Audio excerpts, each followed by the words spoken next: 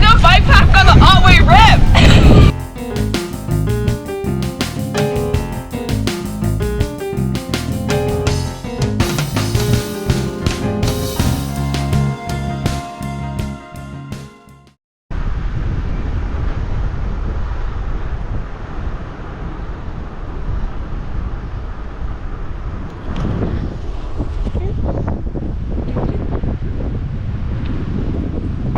Are you excited? Are you ready? I'm really excited. Yeah. Yeah? That sounded really enthusiastic. Anything to add?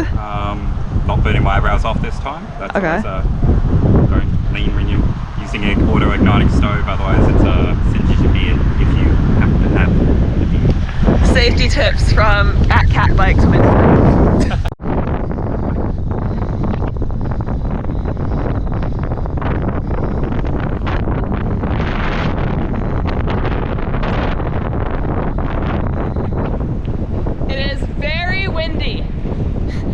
Very windy on day one of the Otway Rip. Mostly headwinds.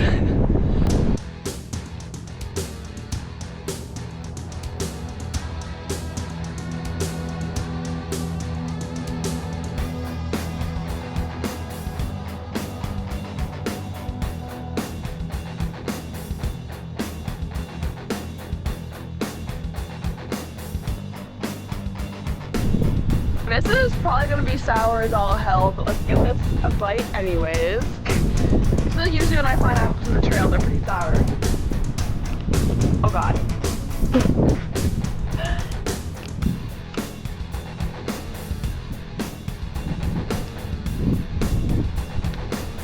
It's real tough.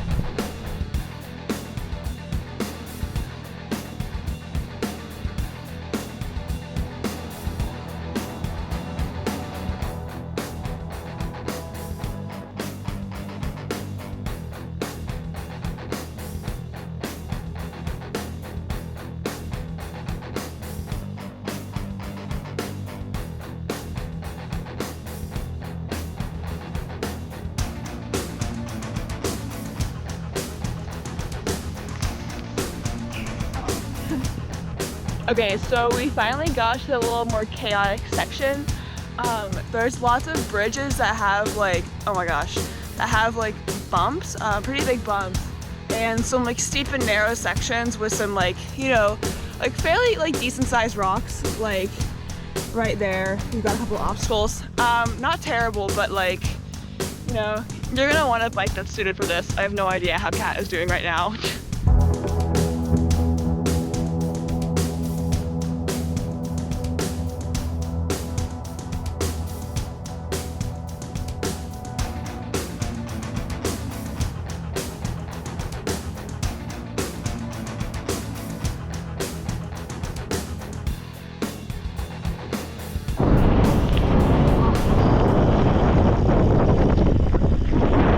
Shit! Wait. Hello, friend. Oh shit. You friendly? Oh shit. Hello.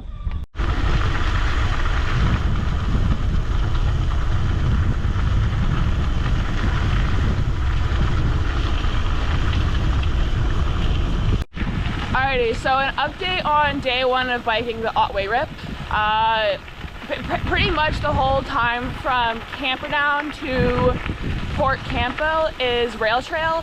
At only one point it gets kind of hectic, but the rest of it's pretty nice.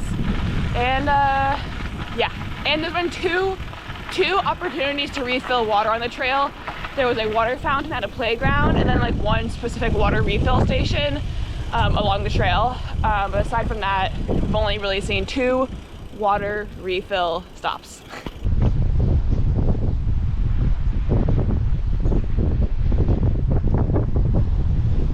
Can you explain how we just lit our food? So holding a gas canister. Yeah. 2. This one wasn't lighting because it's had a rough life.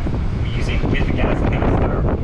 And yeah. And I just like. Shouldn't be having a gas canister that close. Basically, I just put the 2 next to each other, right? Like. Yeah, just wing it. Yeah, it's windy out here. It's very windy. My GoPro again.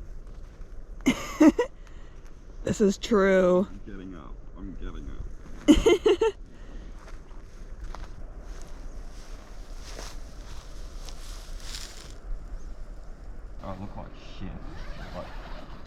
You probably look great. Oh, fuck. Slept on a bush. My back all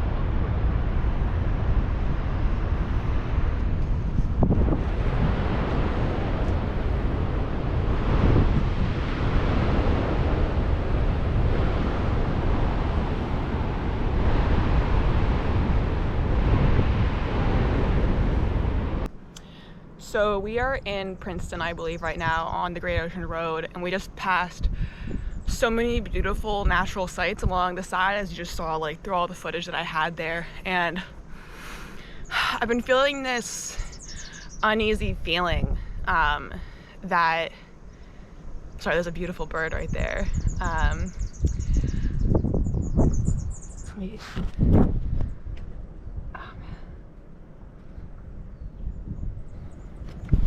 Anyways, I've been feeling very uneasy because one of my friends that I'm staying with here basically said, like, why would you like bicycle touring? You just spend all your time getting from point A to point B, and you don't actually have any time to appreciate where you are. And I've been really feeling that sentiment deeply right now because we just saw so many natural beauties, and it always feels like there's a rush to keep going. Based on the time constraints that we may have, based on the campground that we want to go to, based on, you know, restocking things like food, water, and fuel. And it's been a bit infuriating having to go from place to place. And I've been feeling a lot of guilt and frustration with biking and bikepacking. which is weird because I don't tend to feel that. And this beautiful bird is back again. Oh my gosh. Let me.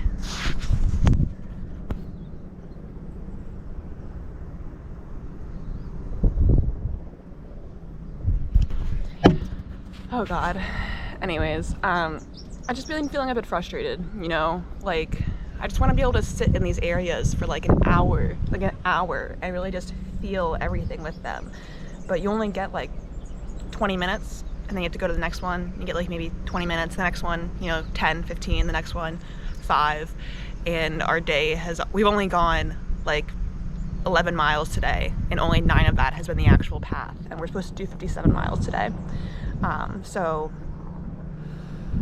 I don't know, it can just be a little bit tiring sometimes, bike packing and bicycle touring, and I want to be really transparent about that. I love this sport. I love, you know, exercising, and I like the endorphin high, and I like being able to see every single part of it. But other times you ask yourself, well, maybe I should be in a car because I can skip the boring parts and just go to the beautiful ones. So I don't know, I've just been feeling a lot of mixed feelings, some feelings of guilt and frustration, and just trying to remind myself that it's okay. This is the lifestyle that I've chosen, and I'm not married to it, but this is what I'm doing right now, and I have to accept that fact. So I don't have any solution for this feeling right now, but I just want to be honest that sometimes you might feel this way when you're biking. Sometimes you wish you had a little bit more time just to relax and stay where you are.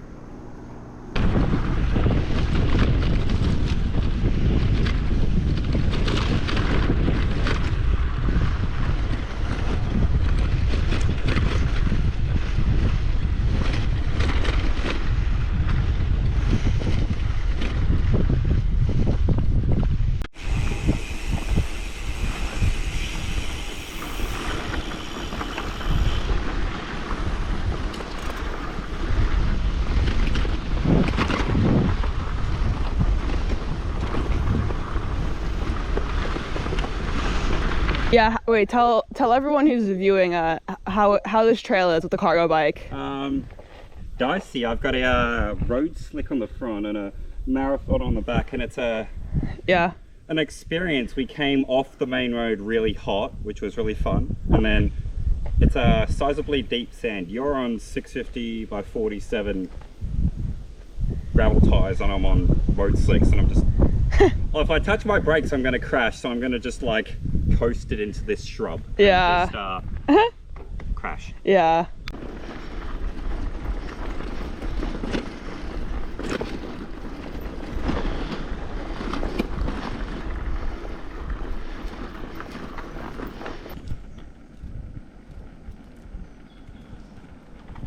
No! Fuck. A wholesome swear. And we've also got the, I was gonna say if your shoes were off, and I'm like, yo, toes, free toes. I'm gonna get a little bit more carrot. Mm-hmm. Here, wait, you can get it like maybe of me now. Oh my god, hashtag car. Hello, car. We're just on the side of the road filming. What's up? How you doing? Please don't blow sand in my food. Thank you. Oh, that was just horrible. Okay, I think we've got the worst footage of me filming with like this, and I'm like, now you look at me, film you, film me, film you. There you go. That's a.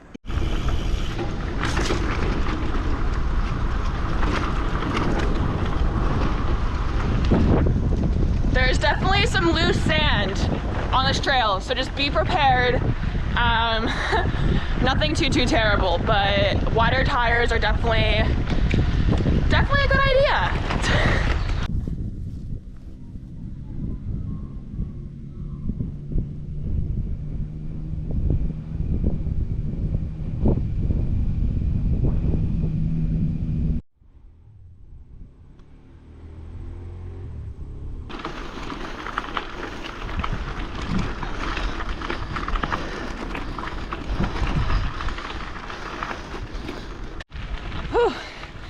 It is a semi-long climb up to Lavers Hill. Not too bad though. The hill is very doable.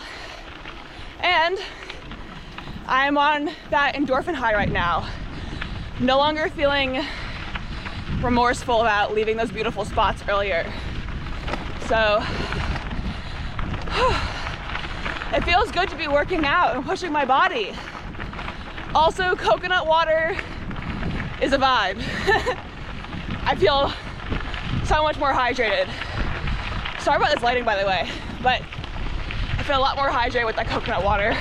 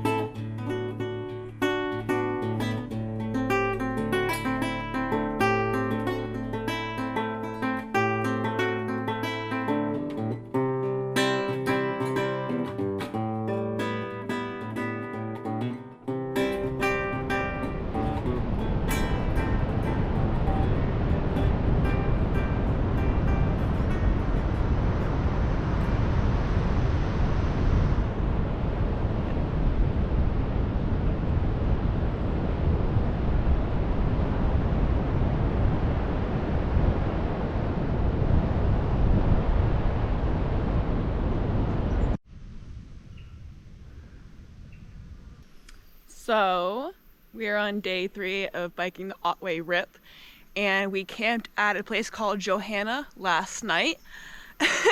Beautiful beach, beautiful place for camping, like would recommend. Kat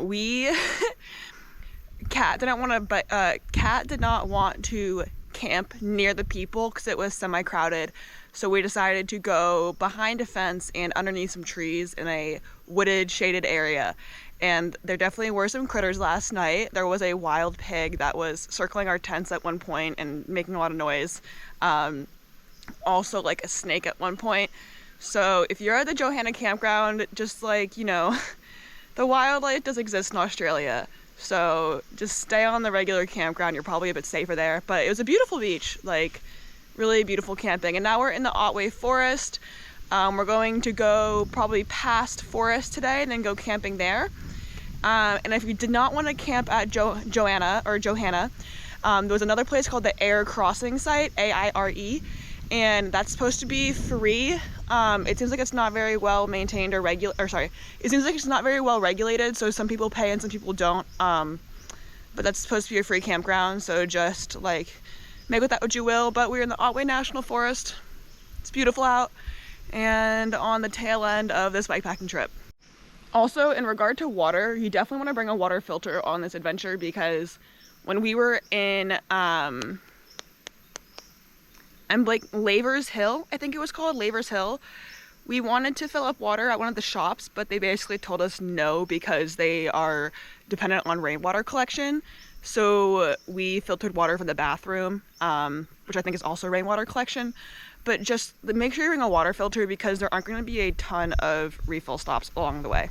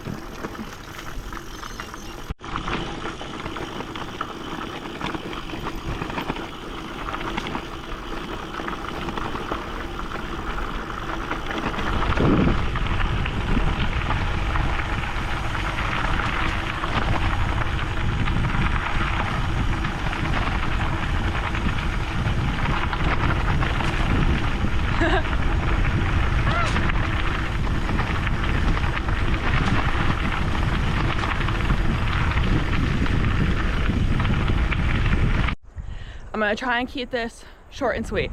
Number one,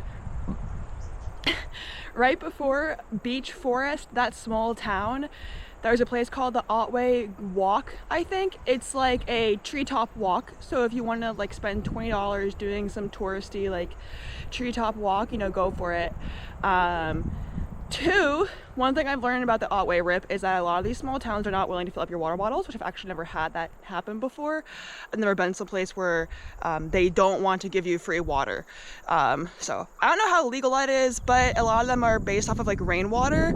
So bring a water filter, and if you don't have a water filter, be willing to pay to buy water. The other thing is, right after Beach Forest, there were two like national park looking areas. One of them was a waterfall, and another one of them was just like a forest walk, I think. So if you're looking for other things to do on the route, like those are two options. And the third thing is that yesterday I met someone on the trail in Lavers Hill, and we were just chatting up. It's like, whatever, I'm used to meeting grown men on the trail when I'm alone, and I'm usually just friendly, and I kind of give them a vague explanation of like what I'm doing. And he kept asking like where I was from and where I was going, more so than other people would have in the past. Usually if someone evades a question, another person will tend to understand that as like, don't keep pressing for it. And he kept pressing, and I gave him again like very like vague explanations of where we were going, what we're doing. And today I saw him again in Beach Forest, and it was actually quite concerning. I've never actually seen somebody twice while on a bikepacking trip. And I'm separate right now from Kat because he took a wrong turn, and when this guy started talking to me, I just started biking. I did not want to deal with this guy, because again, he was asking where I had stayed and where I was going, and like he asked like a couple of times, and like he's just not letting up. And I didn't mention this, but yesterday he did touch my leg. Like I was just standing there, and he comes up to me and he like brushes his fingers against my leg, and he's like, "Oh my gosh, like, what was it?" He was like, "You're getting goosebumps," which was like, an alarm. Like I don't need some grown man touching my fucking legs. So it's really soured my mood today, and I definitely feel like somewhat unsafe. Thankfully I have Kat with me that I'm biking here, but it's just fucking ridiculous that a grown man is touching my legs, and then like I now suspect that he's stalking me based on the vague things that I've told him about where I'm going. And I know someone in the comment section is gonna be like, why are you assuming the worst? Like, it could just be a coincidence. If you give men the benefit of the doubt too often, if you give men the benefit of the doubt too often, women do die. Like, women get assaulted, they get stalked, okay, they get put in unsafe situations. Like, women literally die. They experience violence when they give men the benefit of the doubt too often. So now I'm over here feeling slightly unsafe because I've seen this man twice. He's been asking me more than normal where I've been and where I was going. And he also touched my fucking legs. So, again, I'm used to meeting men alone on the trail. I'm very used to it. I kind of know how to suss things out. This is one of the most alarming situations that I've had in a long time.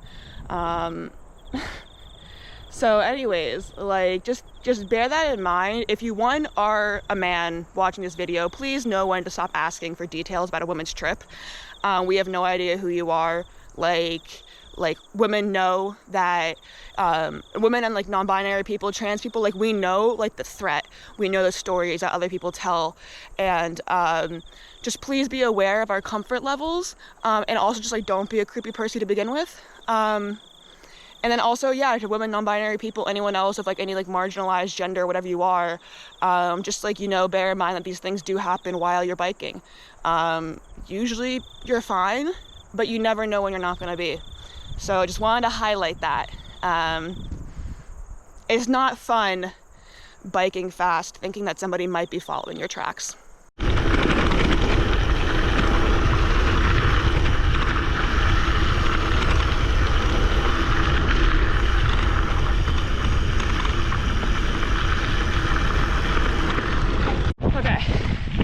The other thing I forgot to say was that he was staring at my legs half the time we were talking. Just fucking weird. Like, don't fucking stare at my legs just because my thighs are bigger than your fucking stupid ass head. Like, I'm a real person. Anyways, look at this view.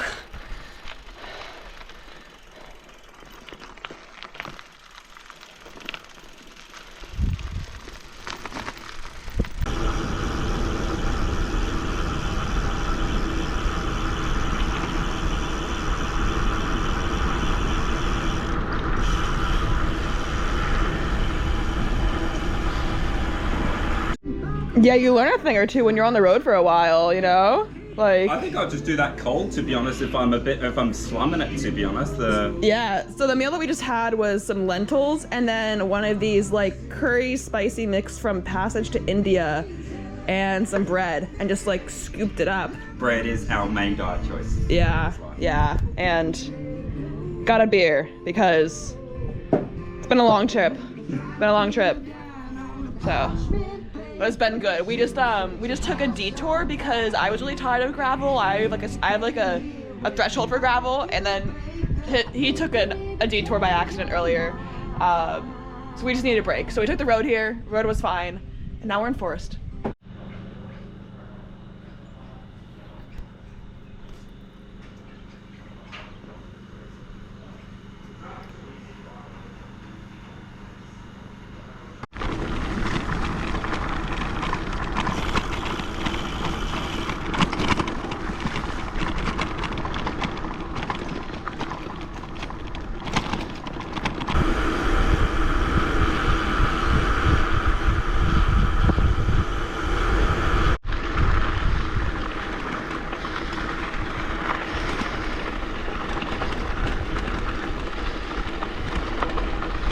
Just wanted to say that last night we met some really kind people at a brewery in Forest, and they invited us to their home to have a shower, and I ended up sleeping in their guest bedroom, and Kat was sleeping on on a mattress on the floor.